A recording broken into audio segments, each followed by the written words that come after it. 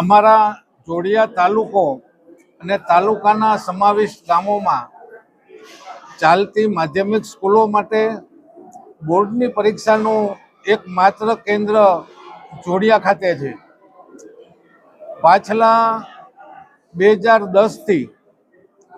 જોડિયામાં જમવા માટેની નાના બાળકો અને વિદ્યાર્થીઓ માટેની કોઈ વ્યવસ્થા નથી, અહીં કોઈ હોટલ પણ નથી. એવા સમયે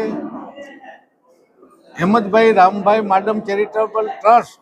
અને એમના અધ્યક્ષતા અને અમારા સાંસદ બેન શ્રી પૂનમબેન માડમની આર્થિક સહયોગ અને પ્રેરણાથી આ તાલુકાના વિદ્યાર્થીઓ અને વિદ્યાર્થીની બહેનો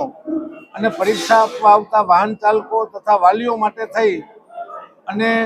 જમવાની ખૂબ જ અગવડતા પડતી. વિદ્યાર્થીઓ નાના વિદ્યાર્થીઓ અહીંથી પરીક્ષા આપી અને પછી દૂર સુદૂર અંતરમાં છેલ્લે આવેલા ગામો કે જ્યાં વિદ્યાર્થીઓ બપોરના 3 થી 3:30 વાગ્યા આસપાસ પહોંચતા ભૂખ્યા તરસ્યા. આવા સંજોગોમાં આ હેમંતભાઈ રામભાઈ માડમ ટ્રસ્ટ અને એમના પ્રમુખશ્રી અને અમારા સાંસદ બેનશ્રી 2010થી જ આ તાલુકાના અભ્યાસ કરતા અને બોર્ડની પરીક્ષા આપવા આવતા વિદ્યાર્થીઓ માટે એવું સરસ મજાનું અહીં એમને પૌષ્ટિક અને આરોગ્યપ્રદ જમવાનું મળી રહે એના માટે થઈ અને એક્ઝામ આપતા બાળકો અને વિદ્યાર્થીઓ તો ખરી જ, પણ એમને લઈને આવતા વાહન ચાલકો, ભેગા આવતા સ્કૂલના શિક્ષકો અને એ તમામ માટે થઈ અને અંદાજે પાછલા 2010થી જ,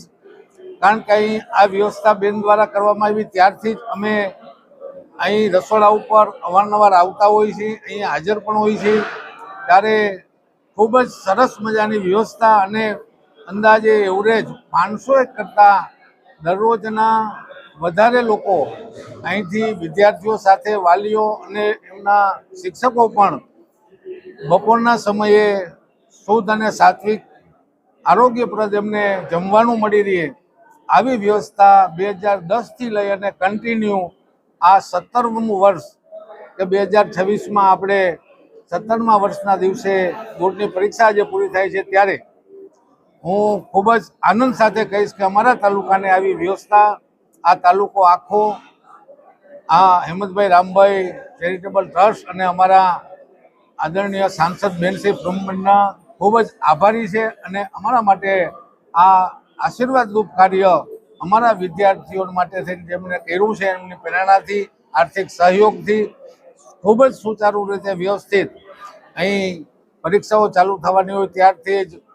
પ્રવીણ કાકા છે, ભૂતકાળમાં દિલીપભાઈ આવતા અને સ્થાનિકેથી ભગુભાઈ અને બાપભાઈ કારિયાના બધા સ્વયંસેવકો ખૂબ જ સારી રીતે અહીંથી વ્યવસ્થા પણ થાય છે. અને એ જ 2010થી જે ઉત્સાહથી ચાલુ કરવામાં આવ્યું હતું એને એ ઉત્સાહ અને ભાવથી આ તાલુકામાં સુંદર વ્યવસ્થા આ ટ્રસ્ટ દ્વારા અને આદરણીય બેનશ્રી દ્વારા કરવામાં આવી રહી છે, જે અમારા તાલુકાના અભ્યાસ કરતા નાના જે વિદ્યાર્થીઓ છે અને બોર્ડની પરીક્ષામાં ખાસ કરીને આપણે સૌ જાણીએ છીએ તે વખતે વિદ્યાર્થી સ્ટ્રેસમાં હોય, માનસિક બોજો હોય, એવા સમયે એને ખૂબ અહીંથી આશીર્વાદરૂપ ભરપેટ સાત્વિક અને પૌષ્ટિક ખાવાનું સારા વાતાવરણમાં મળે છે. અને અંતમાં છેલ્લે દિવસે હું બેનનો એ પણ આભાર માનું કે ભાગ્યે જ ક્યારેય કોઈ એવું નથી બન્યું કે છેલ્લા દિવસે આ તાલુકાના તમામ ક્ષેત્રના આગેવાનો અહીં તાલુકા મથકે ગવર્મેન્ટ ઓફિસમાં જોબ કરતા અધિકારીથી માંડીને કર્મચારીઓ આ તમામને પણ આ વિદ્યાર્થીઓને જેવું જમાડે છે એની બદલીમાં જેમ આર્મીમાં બડાખાના હોય છે એક દિવસ, એવું બડાખાનાનો પ્રોગ્રામ છેલ્લા દિવસે આ ટ્રસ્ટ દ્વારા અને બેન દ્વારા રાખવામાં આવે છે, જેમાં તાલુકાના સરપંચશ્રીઓ અને તમામ પક્ષના આગેવાનો અને અધિકારીઓ પણ આ પ્રોગ્રામમાં બધાને છેલ્લા દિવસે પરીક્ષા પૂરી થતી હોય તે દિવસે જમાડવામાં આવે છે. જે પણ એક સમરસની ભાવનાનું ખૂબ જ સારું વાતાવરણ બેનના ટ્રસ્ટ મારફતથી ઊભું થાય છે. એટલે ફરીને પણ આ ટ્રસ્ટ અને એમના આદરણીય પ્રમુખશ્રી પૂનમબેન માડમનો આ તાલુકાની જનતા વતી અને અમારા વિદ્યાર્થીઓ વતી ખૂબ ખૂબ આભાર માની. કારણ કે આભાર માનવો એટલા માટે જરૂરી છે કે મારી પણ એક સ્કૂલના બાળકો 2010થી અહીં પરીક્ષા આપવા આવે છે અને અમારા શિક્ષક, અમારો ડ્રાઈવર વાહન લઈને આવે છે અને વિદ્યાર્થીઓ પણ અહીંયા જ 2010થી લઈને આજ સુધીમાં અહીંયા જ જમે છે. એટલે ફરીને પણ આ હેમંતભાઈ રામભાઈ માડમ ટ્રસ્ટ અને આદરણીય પૂનમબેન માડમનો ખૂબ ખૂબ આભાર માની મારી વાત પૂરી.